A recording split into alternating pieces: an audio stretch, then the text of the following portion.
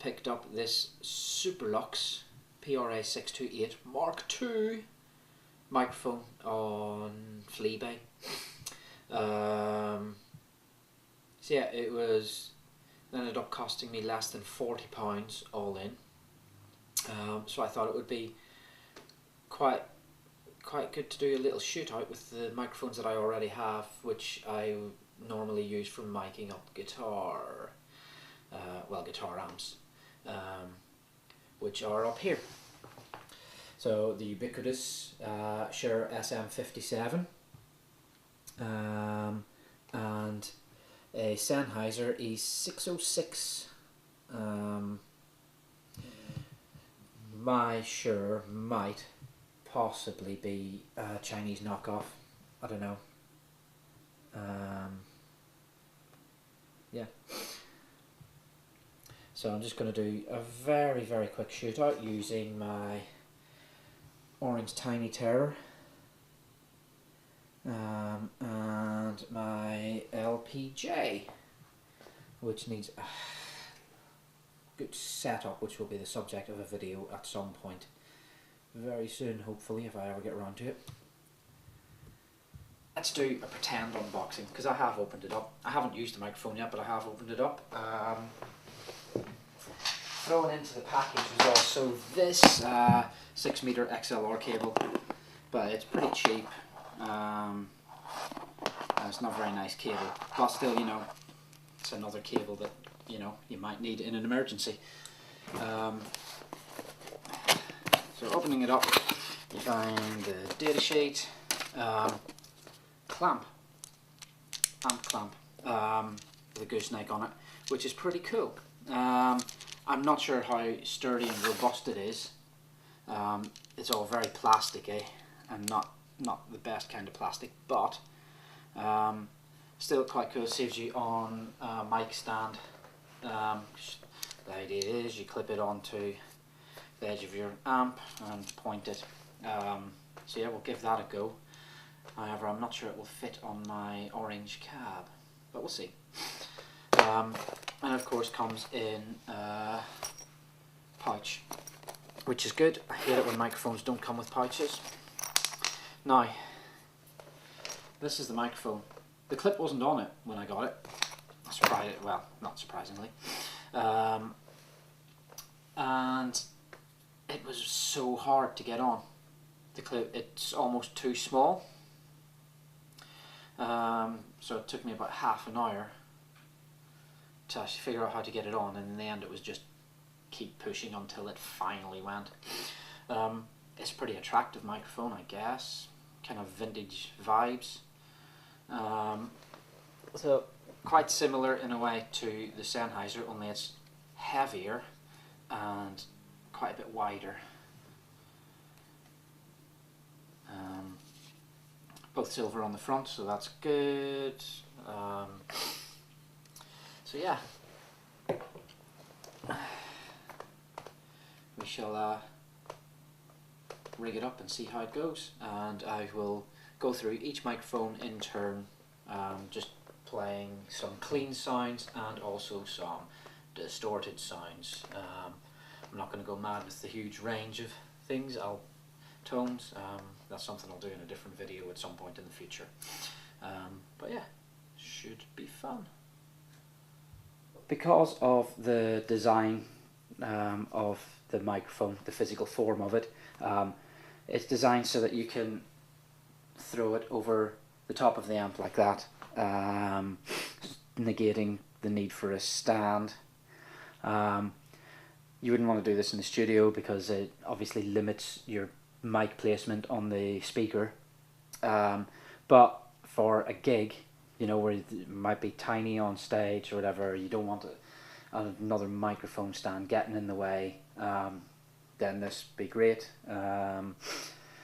But I'm not going to do any tests like this today because the SM57 obviously can't do that, because the diaphragm would be pointing towards the ground, which doesn't result in very good sound for obvious reasons. So yeah, but that's just to show you that you know, you can do that if you want to. But I've set the mic up round about the centre of the cone, maybe just a little tiny bit above the centre of the cone, and it's a finger's width away from the grill, or in this case the orange logo. So I've got my amp set to a fairly clean sound, a little bit of grit in there just because I like it. The tone is set halfway on the Tiny Terror, and we are going to just play some chords and things clean, then I'll dial up a dirty sound, and yeah, let's have a listen to the Superlux.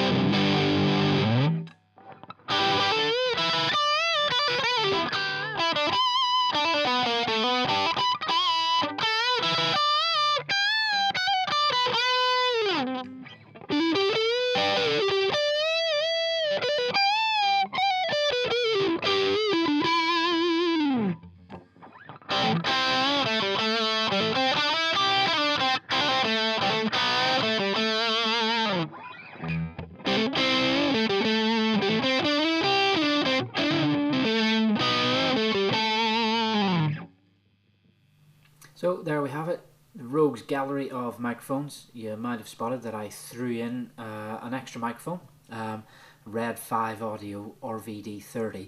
Again, that's another cheap microphone, and I use that quite a lot for amping guitars, especially if I'm tracking a whole band live at once, because my SM57 will typically be on a snare drum, getting the crap kicked out of it. So yeah, I'm not going to pass any comment really on how the mics sound, because I haven't listened back to the mixes, and I probably won't before I cut all this together. So yeah, just kind of for your information, everything was a finger's width from the center of the speaker-ish, maybe a little bit above the center. I'm not going to EQ or compress or do anything to any of the audio signals, which were recorded into Presonus Studio One via my Firepod interface. Yeah, what else can I say? The Shure was a little bit hotter in signal than the other microphones, so I had to turn that down a little bit, but apart from that, everything was exactly the same, or, well, as near as I can get it, exactly the same. It's not entirely scientific, this business, is it?